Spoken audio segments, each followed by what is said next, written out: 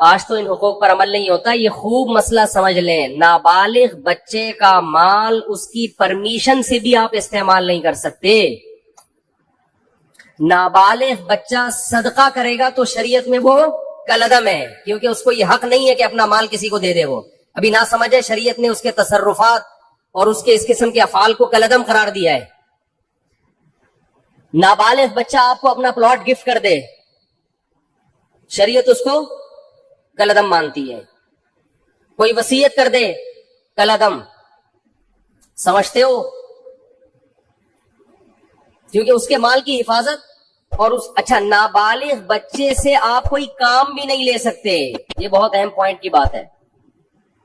لوگ خدمت لے رہے ہوتے ہیں نا, وہ بچہ کوئی جا بیٹا یہ لے کر آ, جا بیٹا پانی لے کر آ, جا بیٹا یہ لے کر آ. تو علماء نے یہ مسئلہ بیان کیا ہے کہ نابالغ بچے سے آپ کوئی کسی قسم کی خدمت نہیں لے سکتے. والدین خدمت لے سکتے ہیں, اسی طرح استاذ والدین کی پرمیشن سے اتنی خدمت لے سکتا ہے جس کا تعلق تربیت سے ہو. بہت مشکل ہے بات سمجھانا, بہت مشکل. مثال کے طور پر آپ نے پڑھنے کے لیے اپنا بچہ کسی ٹیچر کے حوالے کیا.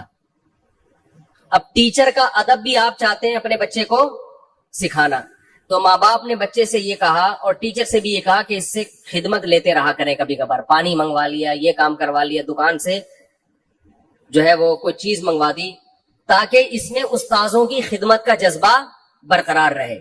تو ٹیچر اس نیت سے اس سے خدمت لے سکتا ہے تاکہ اس میں خدمت کا جذبہ برقرار رہے, اور یہ بھی جب لے سکتا ہے جب بچے کے والدین کی طرف سے ٹیچر کو اس کی پرمیشن بھی ہو, کیونکہ اصل متولی ماں باپ ہے, استاذ نہیں ہے. بہت مشکل ہے یار, کیسے سمجھائیں. تو لیکن آج کیا ہو رہا ہے, بعض اداروں میں بچوں سے محنت مشقت والے کام لیے جاتے ہیں, تو جائز نہیں ہے, ان سے خوب سمجھ لیں. اسی طرح ہنر سکھانے کے لیے بھی بچے سے خدمت لی جا سکتی ہے والدین کی پرمیشن سے.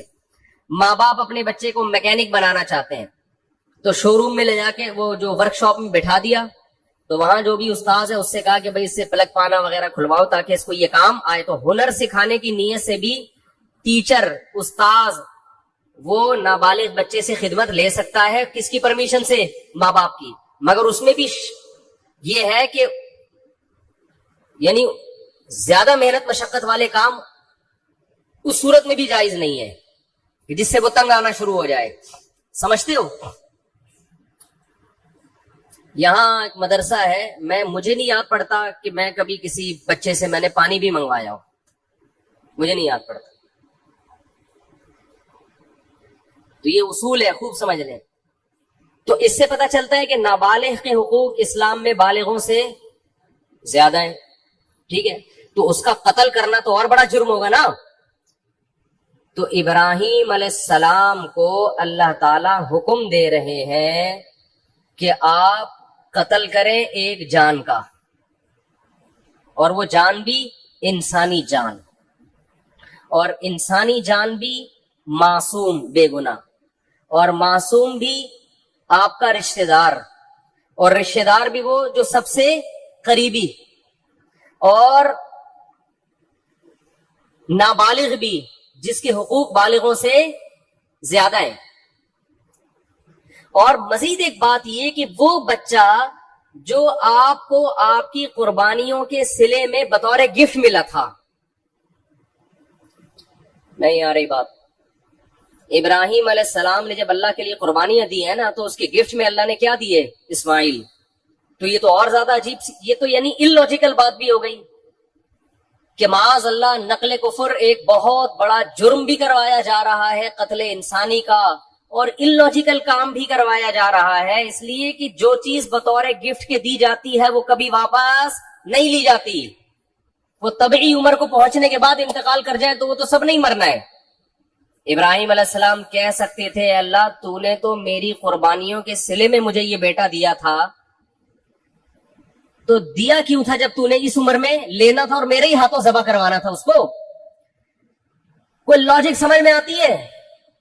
آپ لوگ کی سمجھ میں آ رہی ہے میرا خیال ہے, تو بول لو نہیں آتی سمجھ میں.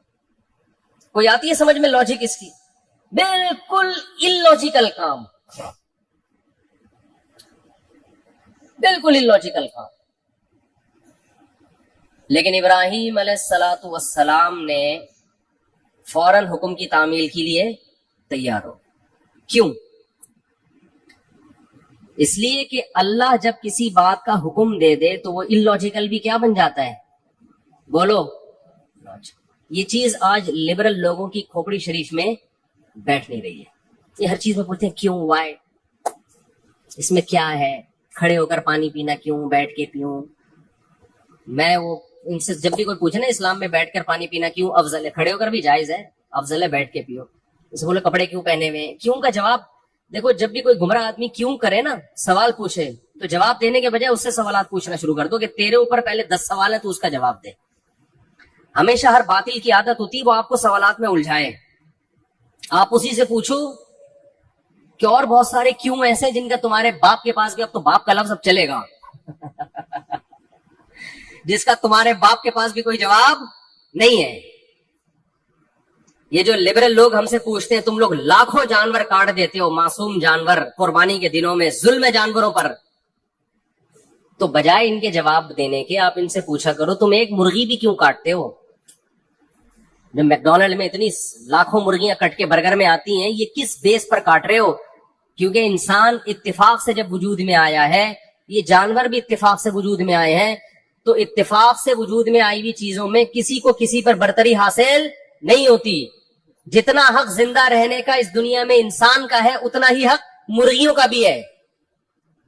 آپ کہہ سکتے ہو کہ جانور بھی تو ایک دوسرے کو کھاتے ہیں، تو وہ تو جانور ہے نا، وہ تو گدھے ہیں ان کو تو سینس نہیں ہے. آپ کو تو کھوپڑی دی اللہ نے، اللہ کو نہیں مانتے، چلو فطرت نے دی آپ کو کھوپڑی، اور آپ کے پاس کھانے کی دنیا میں اور کم چیزیں. دال کھاؤ، ماش کی دال میں اتنا پروٹین ہے، گوشت کی ضرورت کافی حد تک پوری کر دیتی ہے ماش کی دال. ہندو کھاتے ہیں نا دالیں، کھا کھا کے تو 99 سال زندہ رہتے ہیں. تو کوئی زندہ رہنے کے لیے گوشت کھانا ضروری نہیں ہے. اسلام نے جو ہمیں گوشت کھانے کا حکم دیا وہ تو اور بہت سارے، اس میں تو ابھینندن کی وجہ سے کہا ہے ہمیں، یہ اس میں تو یہ کہا ہے بھائی وہ آئے گا تو تم گوشت کھاؤ گے تو اوپر جا کے اس کو چائے پلا کے رخصت کرو گے. دالوں پہ یہ کام، جو دال پہ سیٹ ہو گیا، جو سبزی پہ سیٹ ہو گیا، وہ یہ کام 10-20 سال امریکہ نے افغانستان میں گھاس کھائی کہ نہیں کھائی؟ 20 سال امریکہ نے افغانستان میں کیا کھایا ہے؟ گھاس کھائی ہے. آگے سے افغان لڑے ہیں، تو اگر افغان سبزی خور ہوتے 20 سال لڑتے؟ کیا ہو گیا بھائی؟ 20 سال یہ دمبے کھا کے لڑے ہیں میرے بھائی. یہ سبزیوں پہ لڑائیاں نہیں ہوتی. تو گوشت کے تو سائیڈ افیکٹ ہیں کہ اس سے لڑتا ہے آدمی. تو لبرل لوگوں کو تو گوشت کی پیس، وہ کیا ہے، لو پیس چاہتے ہیں نا دنیا میں، اور بھی 2-4 اس طرح کے الفاظ ہیں، پیس، لو، اور کیا ہے، خیر وہ سوچتے رہے بعد میں بیٹھے. تو یہ تو پیس فل دنیا چاہتے ہیں، اس میں تو گوشت ہونا ہی نہیں چاہیے. آپ کو تو چاہیے کہ آپ ہندوؤں کی طرح گائے، وہ تو ہندو صرف گائے کی خدمت کرتا ہے، آپ کو چاہیے آپ بھینس کی بھی کریں، بکری کی بھی کریں. تو ہم تو لاکھوں جانور کاٹتے ہیں، ہم پر اعتراض نہیں ہوتا، کیونکہ ہم کس کے حکم پہ کاٹتے ہیں؟ وہ تو اگر اولاد کو کاٹنے کا حکم دیتا اس کو کاٹ دیتے بھائی. جیسے ابراہیم علیہ السلام نے کہا کاٹ دو بس. جب illogical کام اللہ نے کہہ دیا تو وہ illogical رہا نہیں ہے، وہ لاجیکل، سراپا لاجک سے بھرا ہوا کام ہے. وہ خدا ہے بھائی، ہم تو خدا کے غلام ہیں. ہمیں اگر اللہ ابراہیم علیہ السلام کو حکم دیتا اسماعیل کو کاٹو، وہ نہیں کاٹتے. اللہ ویسے بھی تو اٹھا سکتا تھا نا. کتنوں کے بچے 7-8 سال کی عمر میں ٹرک کے نیچے آ کے ہلاک ہو جاتے ہیں، وباؤں سے مر جاتے ہیں. تو وہ تو اللہ کو ویسے بھی حق حاصل ہے کہ، تبھی تو اللہ قرآن میں کہتے ہیں کہ تم اللہ کی راہ میں صدقہ خیرات کرو. انسان کہتے ہیں اللہ میں خیرات کروں گا میں تو غریب ہو جاؤں گا. تو قرآن بار بار کیا کہتا ہے؟ یبسط الرزق لمن یشاء ویقدر، جس کے لیے میں چاہتا ہوں رزق کے دروازے کھول دیتا ہوں، جس کے لیے میں چاہتا ہوں تنگ کر دیتا ہوں. تو یہ تو میرے ہاتھ میں ہے. میں تمہیں ویسے بھی غریب کر سکتا ہوں، صدقہ دو. اگر اس سے غریب ہو بھی گئے ثواب تو ملے گا نا. اول تو ہوگی نہیں، اللہ دے گا مال تمہیں. تو ہمارے پاس تو دلیل ہے ہمارے رب کی طرف سے. اس نے ہمیں حکم دیا بقرعید کے 3 دنوں میں اپنے حبیب سے کہلوا دیا صلی اللہ علیہ وسلم، اللہ کو جانور کا خون بہانے سے زیادہ کوئی عمل محبوب، بولو نا بھائی، نہیں ہے.